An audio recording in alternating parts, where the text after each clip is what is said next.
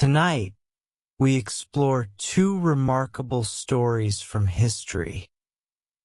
The life of Abraham Lincoln, the humble rail splitter who became America's 16th president and reshaped a broken nation, and the Viking Age, a time of exploration, raiding, and transformation that left an indelible mark on the world. From a log cabin in the Kentucky wilderness to the echoes of the Gettysburg Address, and from the windswept fjords of Scandinavia to the distant shores of Vinland, these narratives weave together themes of resilience, ambition, and the enduring human spirit. So, before you get comfortable, take a moment to like this story and share it if you enjoy this kind of calm, reflective storytelling. Let us know where you're reading from and what time it is for you. Sometimes these stories are so engaging we forget they're meant to help us unwind. Now, it's time to dim the lights. Turn on a fan for some quiet background noise, and let's dive into these tales together. The humble beginnings of Abraham Lincoln. It all began in the quiet hills of Kentucky on February 12, 1809, in a one-room log cabin near the small town of Hodgenville. A child was born into poverty. His name was Abraham Lincoln. He would grow up to lead a nation, but that future felt impossibly far away as he took his first breaths on the cold dirt floor of a frontier home. His family was poor, so poor that even candles were a luxury. His father, Thomas Lincoln, was a wandering carpenter and farmer, a stern man who worked with his hands and believed in hard labor. His mother, Nancy Hanks Lincoln, was gentle, warm, and deeply spiritual. From her, Abraham inherited a sense of quiet reflection that would stay with him for the rest of his life. The Lincolns moved often, chasing land and opportunity, first in Kentucky, then across the Ohio River into Indiana. The land was rough, life was harder. They cleared fields by hand, planted crops, built fences, and tried to survive each winter with just enough to eat. Then, when Abraham was just 9 years old, tragedy struck.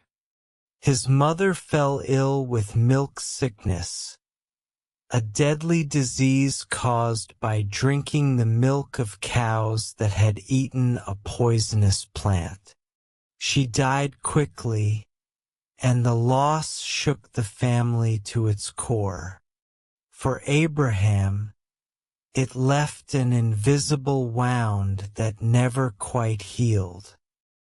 He would carry that grief quietly, folding it into the melancholy that shaped his personality. But light returned to the Lincoln home when his father remarried a kind widow named Sarah Bush Johnston. She brought warmth and structure to the family, and she brought books. She saw something in young Abe, something thoughtful and curious. While Thomas Lincoln wanted his son to swing an axe, Sarah encouraged him to open a book, and he did again and again. The boy from the log cabin had no fancy tutors, no fine clothes, and barely any schooling, but he had a burning hunger to learn. In a world that expected him to plow fields and remain forgotten, Abraham Lincoln quietly began to grow, not in size alone, but in spirit. It was a humble beginning, but even the tallest trees come from the smallest seeds, and Lincoln was just beginning to rise. A mind shaped by silence and books. Abraham Lincoln grew up surrounded by silence. Deep forests, long winters, and the slow rhythm of frontier life. But inside that silence, something stirred. While other boys swung axes and hunted game, Abraham was often found beneath a tree, a book open in his lap, lost in a world far from the wilderness. Formal education was almost non-existent in the backwoods of Indiana. In total, Lincoln may have had less than a year of traditional schooling, but he didn't let that stop him. He would borrow any book he could get his hands on, sometimes walking miles just to read a few precious pages. The Bible, Aesop's Fables, Robinson Crusoe, and later Shakespeare all became his silent teachers. His stepmother Sarah noticed this. She once said that Abraham read all the books he could lay his hands on and would repeat them word for word. She saw something in him that others missed, an almost sacred hunger to understand the world, to make sense of things most boys never even questioned. But life wasn't easy for a boy who read instead of fought. His father, Thomas, didn't fully understand Abraham's obsession with books. He valued hard work, not hard thinking. And while Abraham did his chores, splitting rails, hauling water, tending animals, his mind often wandered elsewhere. He dreamed of distant places, of ancient heroes, of justice, honor, and freedom. People noticed how strange he was. He was tall, awkward, and incredibly strong, yet quiet, almost shy. And when he did speak, his words carried a weight beyond his years. His neighbors were baffled by this lanky teen who could quote entire passages of poetry, then out-wrestle the strongest man in the county. But underneath his calm voice and polite manner was a restless energy. Lincoln wasn't satisfied with the life he'd been born into. The log cabin had taught him how to survive, but the books taught him how to think and, more importantly, how to dream. He once wrote, "The things I want to know are in books. My best friend is the man who will get me a book I ain't read." It was in those pages, lit by candlelight, that Abraham Lincoln first began shaping the mind and the heart that would one day guide a nation through its darkest storm. A young man in New Salem. By the time Abraham Lincoln reached his early 20s, he was tall, remarkably tall, standing at 6 feet 4 inches. He wore clothes that rarely fit. His pants always a little too short, his sleeves a little too loose. His face was lean and weathered, and his voice carried a slow, thoughtful rhythm. He looked like a man carved from the very trees he once split. In 1831, Lincoln arrived in the small frontier town of New Salem, Illinois. He had no money, no formal training, and no clear plan, but he had something more powerful than a resume. People liked him almost instantly. He took a job as a store clerk, and though the store wasn't always busy, Abe made an impression. He was known for being honest to a fault. If someone overpaid by a few cents, he would walk miles just to return the change. If he borrowed a book or tool, he always brought it back, sometimes in better condition than when he received it. His honesty earned him a nickname, Honest Abe.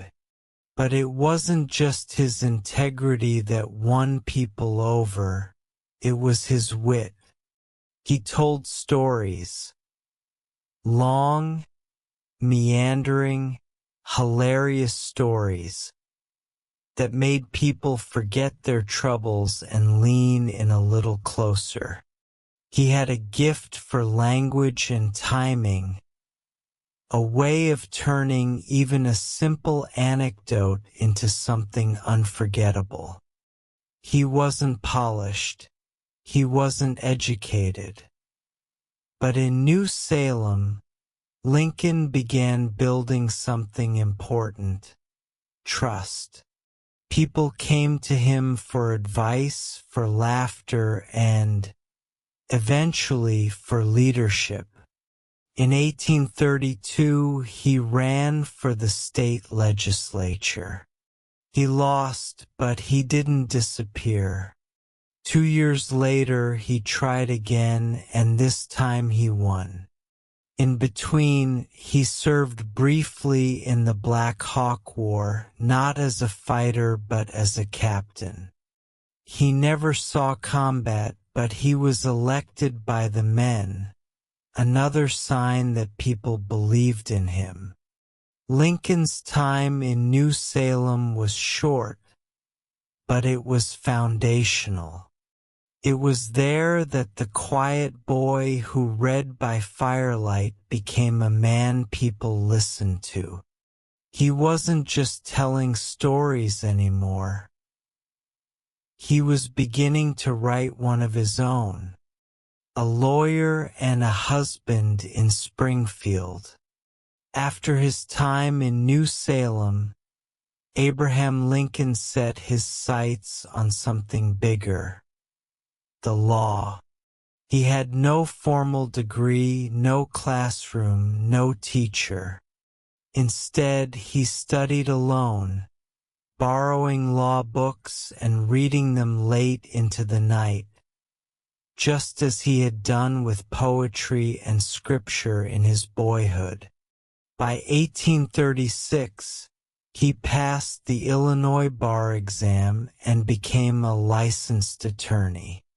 Springfield, Illinois, became his new home, a growing town full of energy, politics, and ambition. There, Lincoln joined a law firm and began taking on all kinds of cases: property disputes, debts, assaults, even murder trials. He quickly earned a reputation as a skilled, fair, and ethical lawyer. He spoke plainly in court, used humor when needed, and never humiliated his opponents, even when he outsmarted them. But Springfield didn't just shape Lincoln's career. It also changed his heart. It was there that he met Mary Todd, a well-educated woman from a wealthy Kentucky family. Mary was unlike anyone Lincoln had ever known. She was sharp, confident, and shared his interest in politics. Their courtship was complicated. They were engaged, then separated, then reconciled again. Some of Lincoln's friends said he wasn't sure if he was good enough for her. Others believed he feared he couldn't give her the life she deserved. Still, on November 4th, 1842, they married. Their union was passionate and stormy. Mary had a fiery temper and suffered from emotional instability. Lincoln, calm but often distant, struggled with melancholy. They loved each other deeply but lived through many difficult seasons together. They had 4 sons: Robert, Edward, William, and Thomas. Though heartbreak would touch the family again, Edward died at just 4 years old. Willie, perhaps Lincoln's favorite, died of illness in the White House at age 11. Only Robert would live into adulthood. Behind the courtroom victories and rising public career, Lincoln carried a deep, private sorrow. He was often quiet, spending long hours alone. Friends described his sadness as something that never left him, like a shadow following just behind. But through it all, he kept going. He had begun to see that the law was more than just rules and arguments. It was about people, about fairness, about right and wrong. And somewhere deep inside, Lincoln was already imagining a country that could be more just than the one he had inherited. The storm of a nation divided. By the mid-1850s, America was cracking under the weight of its own contradictions. It called itself the land of liberty, yet millions were still enslaved. The debate over slavery was no longer just a matter of politics. It was becoming a national identity crisis. Abraham Lincoln, once a one-term congressman, found himself drawn back into the storm. At first, Lincoln hadn't spoken out forcefully. He disliked slavery, calling it morally wrong, but he didn't see himself as a radical. What he did believe with clarity and conviction was that slavery must not expand. That's what brought him back into the public eye. In 1854, Congress passed the Kansas-Nebraska Act, which allowed new territories to decide for themselves whether to allow slavery. To Lincoln, this wasn't just bad policy. It was a betrayal of the founding ideals. He began speaking again, slowly at first, then with increasing power and purpose. And then came 1858, the year of the Lincoln-Douglas debates. Stephen A. Douglas was a seasoned senator, charismatic and confident. Lincoln, the challenger, looked plain by comparison. But when they met in 7 open-air debates across Illinois, Lincoln surprised everyone. He didn't shout, he didn't insult. He reasoned calmly, persistently, forcefully. He asked, "Can a nation remain half slave and half free?" And he didn't believe it could. Though Lincoln lost the Senate race, His words traveled far beyond Illinois. Newspapers across the country published his arguments. People started talking about this tall, awkward lawyer from the Midwest who spoke with honesty and moral clarity. By 1860, he was being considered for the highest office in the land. The Republican Party saw in Lincoln something rare. A man who opposed slavery without hatred, who spoke firmly but not cruelly. He wasn't the favorite, but in a divided field, he emerged as the nominee. And then, on a cold November night in 1860, Abraham Lincoln was elected the 16th President of the United States.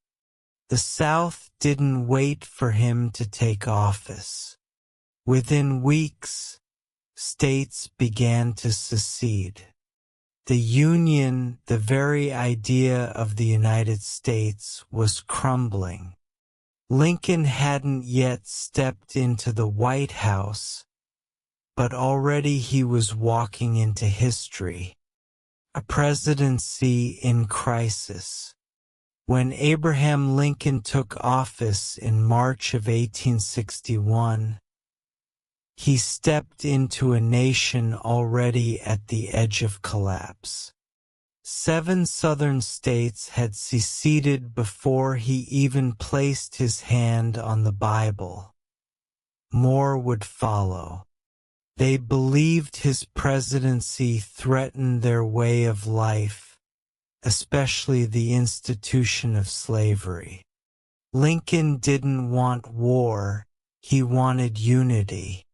But when Confederate forces fired on Fort Sumter in April, the choice was made for him. The Civil War had begun. He had never led an army, never commanded troops, never studied war. Yet now the fate of a nation rested on his shoulders. He read military books at night, consulted generals by day, and made difficult decisions, often alone and often with heavy doubts. The war dragged on, and it was brutal. Battle after battle, the death toll rose. Young boys, both North and South, marched into muddy fields and never returned.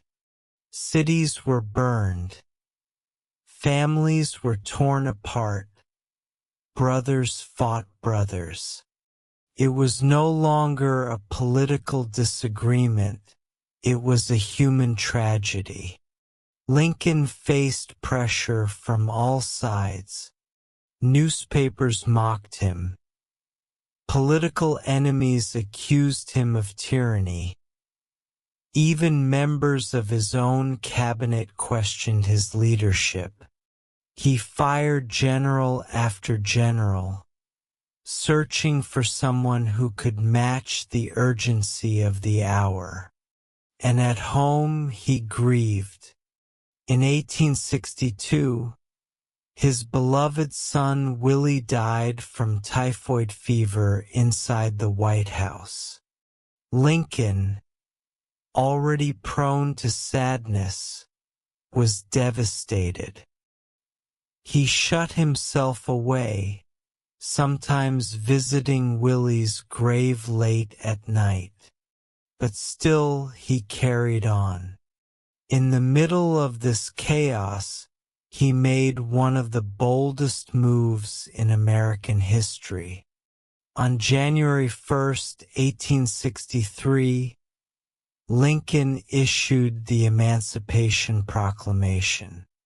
It declared that all enslaved people in Confederate-held territory were now free. It didn't end slavery overnight, but it changed the war. It turned the fight into a moral battle, not just to save the Union, but to redefine it. Lincoln once said, "If slavery is not wrong, nothing is wrong."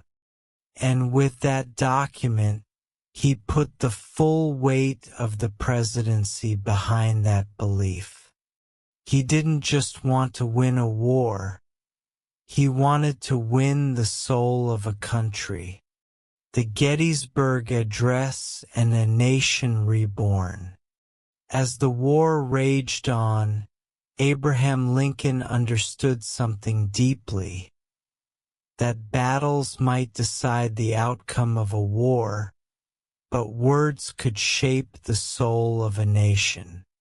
He had always been a man of careful speech, choosing each phrase with patience. But in 1863, standing on a battlefield soaked with blood, he would give a speech that would live forever. The Battle of Gettysburg had been one of the deadliest of the war.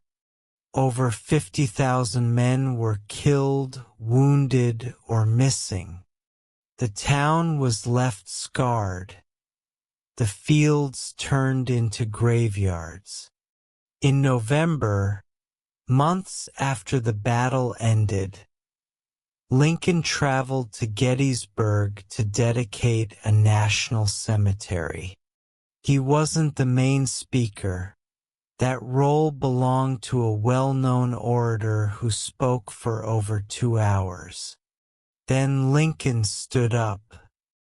He pulled a folded piece of paper from his coat and began to speak. His voice was quiet, and the speech lasted barely 2 minutes. Just 272 words. No grand gestures. No dramatic flourishes, just clarity, purpose, and poetry. For 7 years ago, he began, reaching back to the founding of the nation. He reminded the crowd and the country that this war was not only about preserving the Union. It was about proving that a government of the people, by the people, for the people shall not perish from the earth. It was a promise, a reminder, a challenge. At first, many were silent. Some didn't know what to make of such a short speech. But over time, those words became something more. They were repeated in classrooms, engraved on monuments, and memorized by generations. In a time of chaos, Lincoln offered simplicity. In a time of hatred, he offered dignity. He didn't speak to crush his enemies. He spoke to lift the living, to give meaning to the fallen. The Gettysburg Address wasn't just a speech, it was a turning point, not of the war, but of national identity. Lincoln redefined what it meant to be American, not just united by borders, but united by ideals. He believed words could heal, and with 272 of them, he helped a grieving nation begin to remember what it stood for. The end of the war and a tragic farewell. By the beginning of 1865, the end of the war was finally in sight. After 4 long, bloody years, the Union armies were closing in on the Confederacy.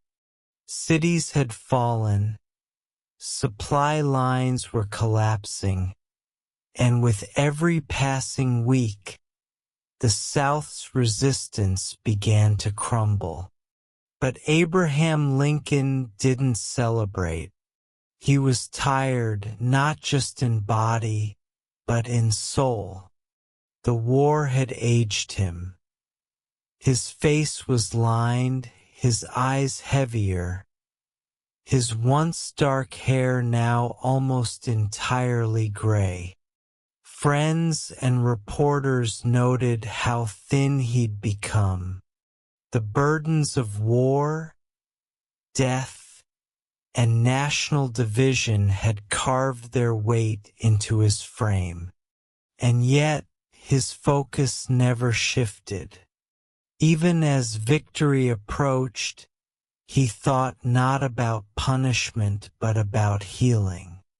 In his second inaugural address, delivered in March 1865, Lincoln spoke not with triumph but with grace. He didn't gloat. Instead, he offered words of reconciliation. With malice toward none, with charity for all, he said, urging the nation to bind up its wounds and care for those who had suffered on both sides. It was one of his most beautiful speeches, calm, humble, and deeply human.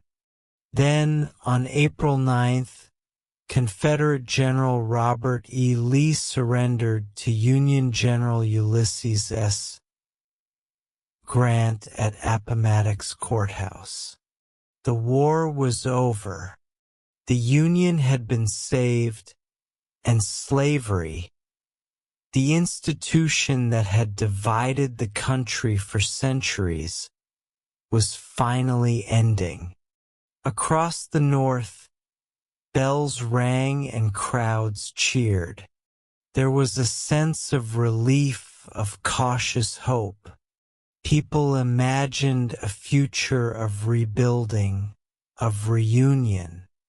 Lincoln began making plans not just to restore the South, but to reimagine what America could become. He would never get the chance. Just 5 days after Lee's surrender, on the evening of April 14, 1865, Lincoln attended a play at Ford's Theater in Washington, D.C. As he sat in his theater box, a well-known actor and Confederate sympathizer named John Wilkes Booth slipped in and shot him in the back of the head. Lincoln never regained consciousness. He died the next morning, April 15th, with his wife Mary by his side and the nation in mourning. He had lived to see the war end, but not the peace that followed. The legacy of Abraham Lincoln. When Abraham Lincoln died, the country didn't just lose a president, it lost its compass. News of his death spread like a cold wind across the nation. In the North, people wept openly in the streets. Church bells rang for hours. Businesses closed. Entire cities went silent. Even those who had once criticized him now spoke of his greatness with reverence. His body was placed in a grand funeral train that journeyed from Washington, D.C., all the way back to his home in Springfield, Illinois. Along the route, thousands lined the tracks, standing in silence as the train passed. Men removed their hats. Women held their children close. It wasn't just mourning. It was a farewell to the man who had held them together during the country's darkest hour. Lincoln was buried in Oak Ridge Cemetery near the town where he had once walked as a young lawyer. The grave would soon be marked by a towering monument, and later still, his face would be etched in stone at Mount Rushmore and printed on currency. But behind all the marble and myths was a man, a real man, one who battled depression, one who knew grief intimately, one who never believed himself to be extraordinary. And yet he changed everything. Lincoln didn't live to see the full impact of his work. He never saw the Reconstruction struggles or the long civil rights movement that would come more than a century later. But the seeds he planted in speeches, in laws, in moral clarity, continued to grow. He reminded America what it should strive to be. Not perfect, but better. Not divided, but united. Not driven by hate or fear, but by compassion, reason, and courage. Today, we remember Lincoln as the great emancipator, the savior of the Union, the man who led with both strength and gentleness. But perhaps what makes him truly great is not just what he did. It's who he was. A boy who read by candlelight, a lawyer who spoke with honesty, a leader who never lost sight of humanity. His life reminds us that greatness doesn't require perfection. Only purpose, integrity, and a heart that refuses to turn away from what is right. And in that way, Abraham Lincoln still lives, in the ideals he helped shape and in the quiet strength he left behind. The Vikings, beyond the myth of the horned helmet. To many, the word Viking conjures images of wild warriors with axes and horned helmets, storming villages and burning everything in sight. But the truth, as it often is with history, is more complicated and far more interesting. The Vikings weren't a single people or empire. They were Norsemen, seafaring tribes from modern-day Norway, Sweden, and Denmark, living between the late 8th and early 11th centuries. To themselves, they weren't even Vikings. The term Viking was more a verb than a name. To go Viking meant to go on an expedition, sometimes to trade, sometimes to raid. They were farmers, fishermen, blacksmiths, storytellers. They raised goats and wheat, built wooden halls, and worshipped gods like Odin and Thor. They believed their fate was woven by unseen hands, the Norns, who watched over every soul. Most Viking men weren't warriors. They were workers, strong, skilled, and deeply connected to the land. But when the harvests failed, when the fjords froze, when opportunity called across the sea, many took up their shields and swords. They weren't driven by bloodlust. They were driven by survival and ambition. Their world was one of harsh winters, short summers, and a constant struggle against nature. But they were adaptable, fiercely so, and their curiosity was endless. They sailed across waters others feared, explored unknown lands, and mingled with cultures far beyond their own. Some became merchants, sailing down the rivers of Eastern Europe to trade in silk and spices with the Byzantines. Others founded settlements in places as far as Ireland, France, and even Russia. To those they attacked, they were seen as barbarians, destroyers of peace. But to themselves, they were bold adventurers, carving out a future in a world that often gave them little. It's easy to paint them with one brush, to imagine them as only raiders, but their true story is more layered, more human. Before we follow them across seas, into battles and legends, we must first remember: the Vikings were not monsters. They were men, and they were about to change the world. The longship, a symbol of freedom and fear. If the Vikings had one unmatched advantage, it was their ships. Long, narrow, and elegant in design. The Viking longship was not just a mode of transport. It was a symbol of freedom, fear, and possibility. Carved from oak and assembled with precision, these vessels were both strong and flexible.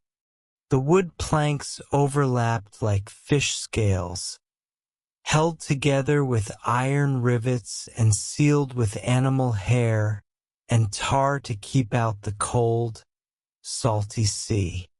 Their design allowed the hulls to flex with the waves instead of fighting them, giving the longships incredible stability in rough water. Each one was a marvel of engineering. The average longship could carry 40 to 60 warriors, along with supplies, tools, and weapons. But what made them so feared and so effective wasn't just their size or speed. It was their adaptability.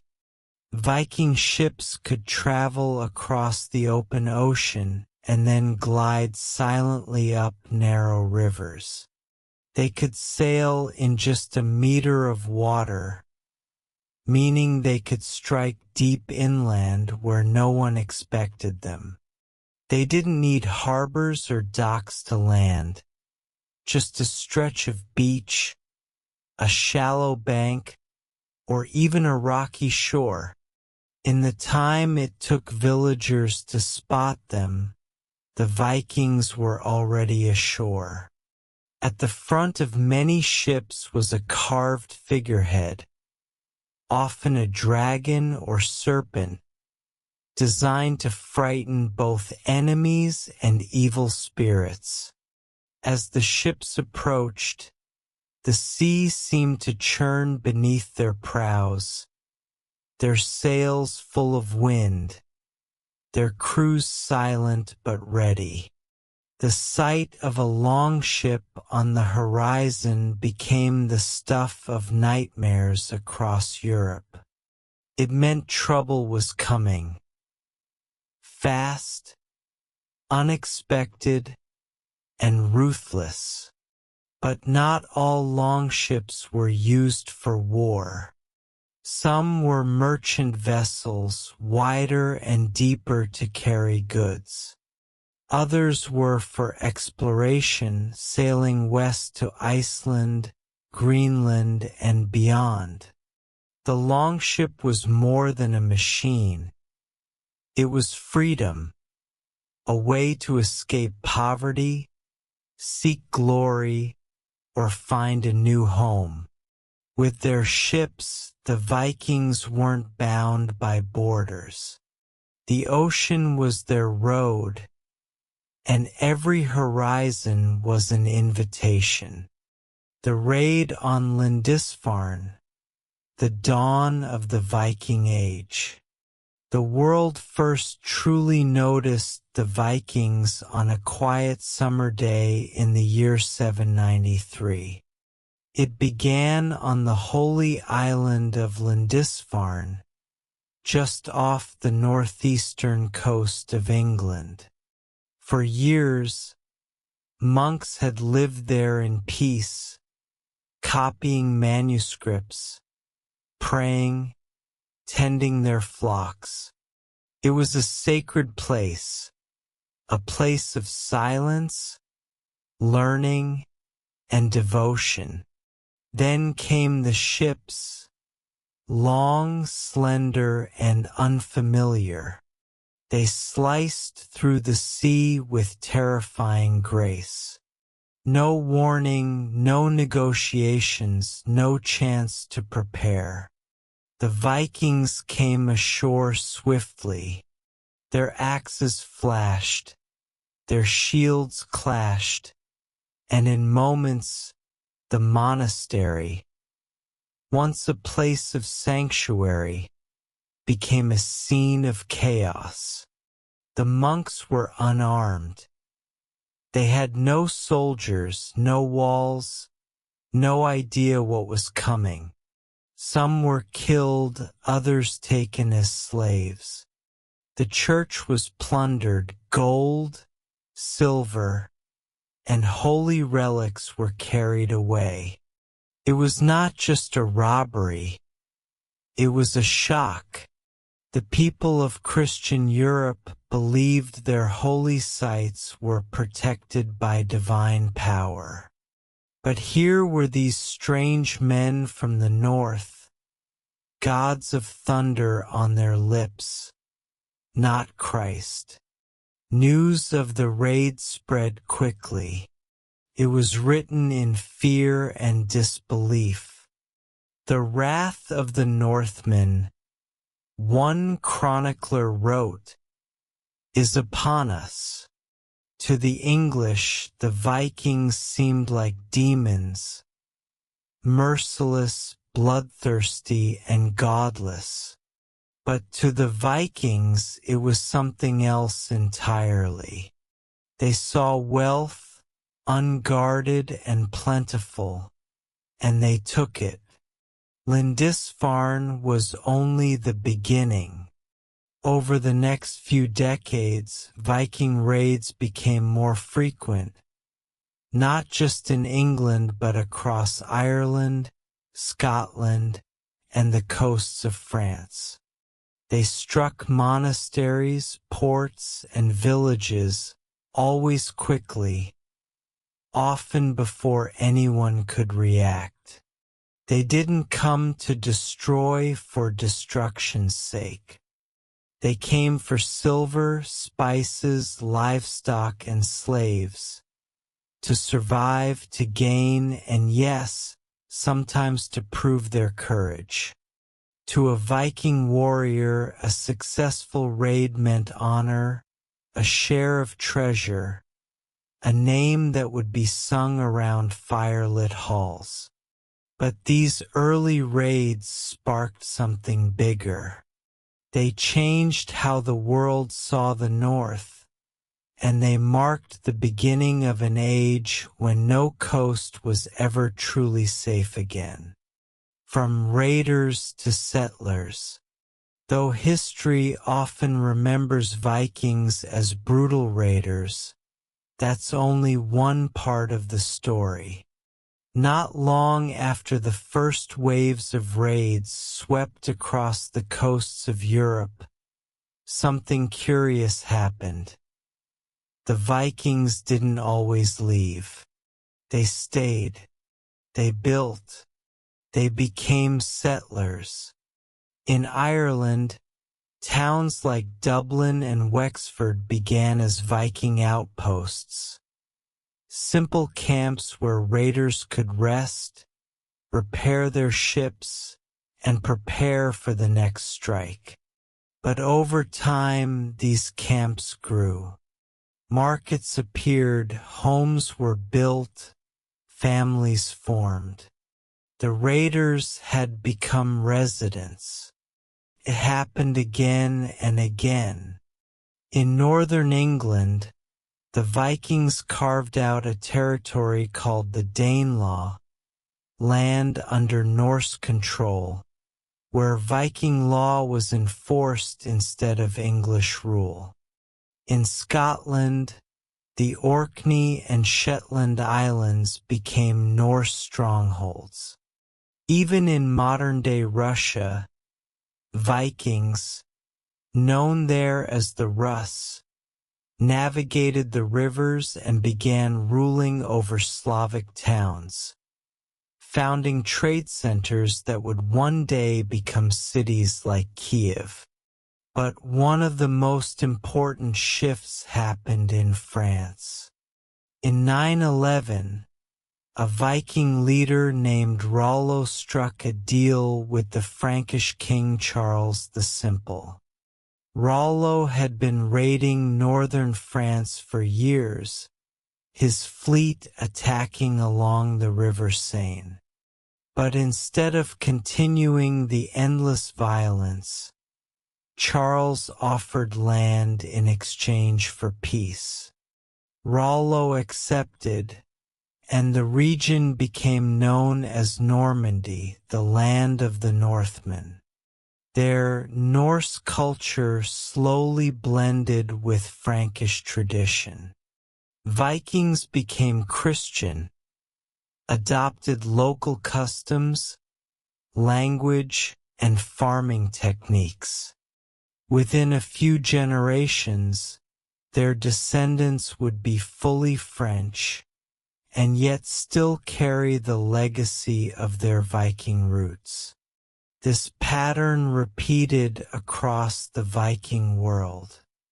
The same hands that once swung axes began tilling fields.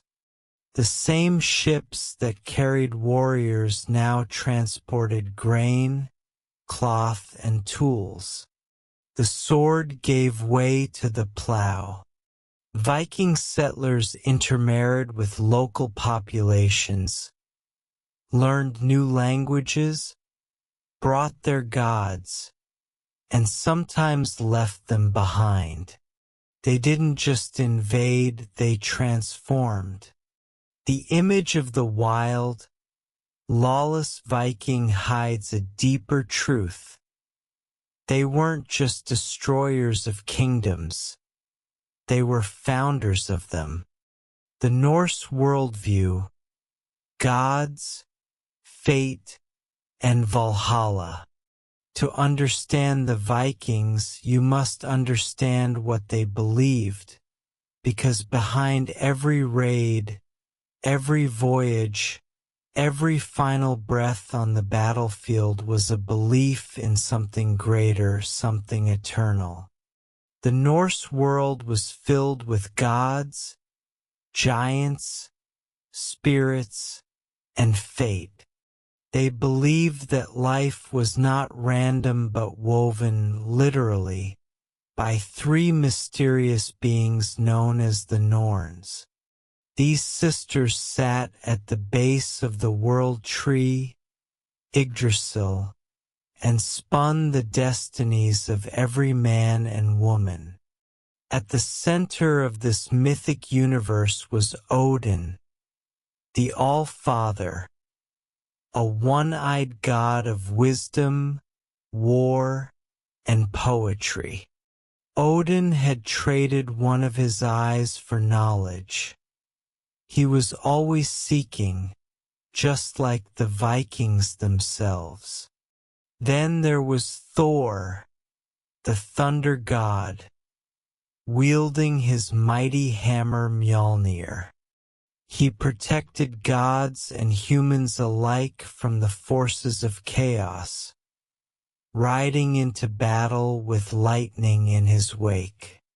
Many Vikings wore Thor's hammer as an amulet, a symbol of strength and courage. Freya, the goddess of love, beauty, and war, also played a central role. It was said that she claimed half the souls of fallen warriors, taking them to her hall, while the other half went to Odin's great hall, Valhalla. Ah, Valhalla, To the Vikings, death was not something to fear. If a man died bravely in battle, he would be carried by Valkyries, warrior maidens of Odin, to the golden halls of Valhalla, where he would feast, fight, and celebrate until the end of days. But if a warrior died of sickness, cowardice, or old age, he would not go to Valhalla.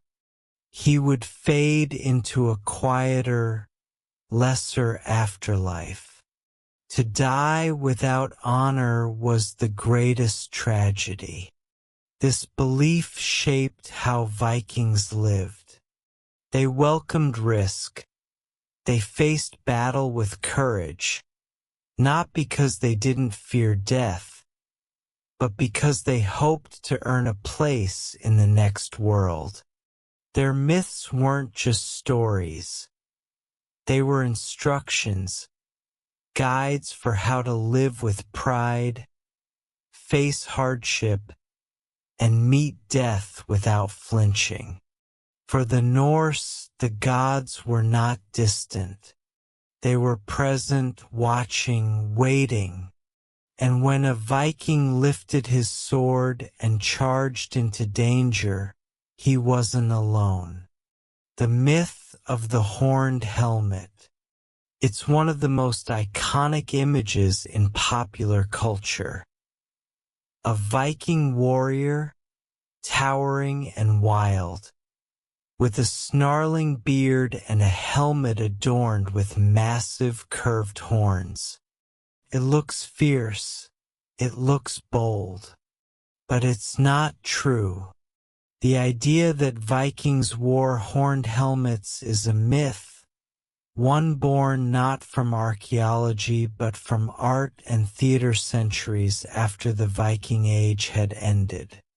No Viking helmet with horns has ever been found. None appear in carvings, tapestries, or descriptions from the time. The helmets that have been discovered, like the famous one found in Germanbu, Norway, are simple, practical, and made of iron, rounded, reinforced, and close-fitting, built for function, not intimidation. So where did the horned image come from? It began in the 1800s, during the Romantic era, when artists and composers became fascinated by ancient myths and warrior cultures. When Richard Wagner composed his famous operas about Norse gods and heroes, costume designers needed a look that matched the drama. They added horns. These theatrical helmets looked powerful on stage. They gave singers a larger-than-life presence. Audiences were thrilled, and from there the image stuck. Books, paintings, and later Hollywood films embraced it. Horned helmets became a symbol of wild strength, a shortcut for Viking. But real Viking warriors would have found such helmets ridiculous. Horns on a battlefield would have made them easy targets. The horns could catch weapons, get stuck in doors, or throw off balance during a fight. Vikings were practical people. Their gear was designed for survival, not style. That doesn't mean they weren't artistic. Their weapons and armor were often beautifully carved with knotwork and animals. Their ships bore dragon heads. Their jewelry had deep meaning. But when it came to battle, efficiency mattered most. Even so, the myth lives on in cartoons, in costumes, in football team logos. It's hard to shake such a bold image, even when history tells a different story. But the truth is more interesting than the fiction, because the real Vikings didn't need horns to be terrifying. They had skill, they had strategy, and they had a silence before the storm that no helmet could capture. Explorers of the unknown. The Vikings were not just raiders or settlers. They were explorers, restless, curious, and unafraid of the unknown. While much of Europe viewed the sea as a boundary, the Norse saw it as a road, a challenge, yes, but never a wall. Driven by overpopulation, limited farmland, and the promise of riches, Viking explorers pushed beyond the known edges of the map. Their longships, fast, light, and maneuverable, made it possible to go where no one else dared. First, they sailed west to the British Isles, then farther to the wild coast of Ireland and the rocky shores of Scotland. Soon, they discovered the windswept Faroe Islands and then a great mist-covered land, Iceland. In the late 9th century, Norse families began settling in Iceland. There, they built farms, established a parliament, and wrote sagas, stories of gods, ghosts, and heroic voyages. But even Iceland wasn't far enough. By the late 10th century, Eric the Red, a bold and exiled chieftain, set sail from Iceland and reached a vast, icy coastline. He named it Greenland, hoping the name would attract settlers. It worked, but the most legendary voyage came next. Around the year 1000, Eric's son, Leif Erikson, set sail even farther west. He landed on a new land, one with forests, grasslands, and grapes. The Norse called it Vinland. Most scholars believe Vinland was part of modern-day Newfoundland in Canada. Leif and his crew built a small settlement, now known as L'Anse aux Meadows, the first known European presence in North America. This happened nearly 500 years before Columbus would sail from Spain. But the Norse presence in Vinland didn't last. Conflict with indigenous peoples, harsh winters, and the distance from home eventually forced them to abandon the settlement. Still, they had come. They had crossed the Atlantic and returned. Their journeys were not just about conquest, they were about possibility. Vikings explored the rivers of Eastern Europe, traded with the Byzantine Empire, and journeyed through deserts and forests in search of something more. They didn't always know where they were going, but they went anyway. In a world bounded by fear, the Norse spirit moved with the tide, ever outward, always wondering what lies beyond. The end of the Viking Age. No age lasts forever, not even one born on wind and sea. By the middle of the 11th century, the Viking world was changing, slowly at first, then all at once. The raids that once shook the coasts of Europe began to fade. The longships still sailed, but they carried more goods than warriors. The same hands that once gripped axes were now signing treaties, trading furs, and kneeling in prayer. One by one, the old pagan beliefs gave way to Christianity. Missionaries had arrived decades earlier, some as captives, others as guests, and over time, their influence grew. Kings and chieftains began converting, not only for spiritual reasons but for alliances, legitimacy, and peace with Christian neighbors. With religion came structure, and with structure came kingdoms. In Denmark, Norway, and Sweden, strong central monarchies began to take shape. Local chiefs were replaced by royal law. Raiding gave way to taxes.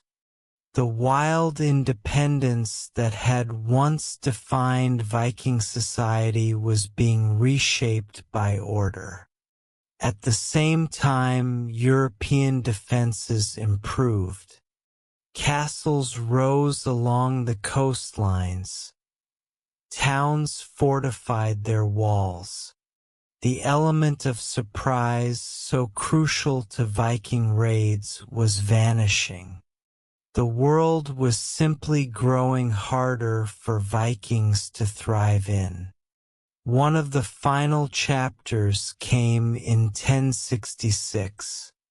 A powerful Norse king, Harald Hardrada, sailed to England with dreams of reclaiming a throne. He fought bravely at the Battle of Stamford Bridge but was killed in battle. Just weeks later, another invasion came, this time from William, Duke of Normandy, himself a descendant of Vikings. He conquered England not as a raider but as a king. The Viking Age had come full circle, from seaborne raiders to crowned rulers, from oral myths to written laws. And then, the sails faded from the horizon. The lasting legacy of the Vikings. The sails are gone. The oars have stopped. The longships rest in museums and burial mounds. But the legacy of the Vikings still moves quietly through the world. They left no empire in the traditional sense, no towering ruins or marble temples. And yet, their impact is carved deeply into the bones of modern Europe and beyond. In England, over 1,000 towns and villages bear Norse names. Words like knife, sky, window, and berserk come straight from the Old Norse tongue. Even the days of the week, Tuesday for Tyr, Wednesday for Odin, Thursday for Thor, and Friday for Freya, remind us that the gods of the Vikings still echo in the calendars we live by. In Ireland, cities like Dublin were founded by Norse settlers, first as ports for plunder, then as trading hubs, and finally as thriving medieval communities. In France, the Normans, descendants of Viking settlers, would go on to shape the history of Europe through war and rule. Most famously in 1066, when William the Conqueror claimed the English crown. In Iceland, their language survives almost untouched, so close to Old Norse that ancient sagas can still be read aloud with little translation. These sagas, written on parchment in flickering candlelight, preserve the myths, values, and dreams of a people long gone, yet never fully forgotten. But their legacy isn't just historical. It's cultural, it's emotional. The Viking spirit of daring, endurance, and curiosity has become a symbol around the world. Books, films, games, and television shows continue to reimagine their stories, often more myth than truth. And yet, something remains authentic in their portrayal. The sense of wild freedom, of facing storms head-on, of crossing boundaries others fear. We remember the Vikings not only for their ferocity but for their humanity, for being people who lived fully in a world that demanded strength and sacrifice. They were poets and explorers, raiders and rulers, mothers and fathers, storytellers and seekers. The Viking Age may be over, but its waves are still washing upon the shores of our culture, gently reminding us that the sea was never the end of their world. It was only ever the beginning.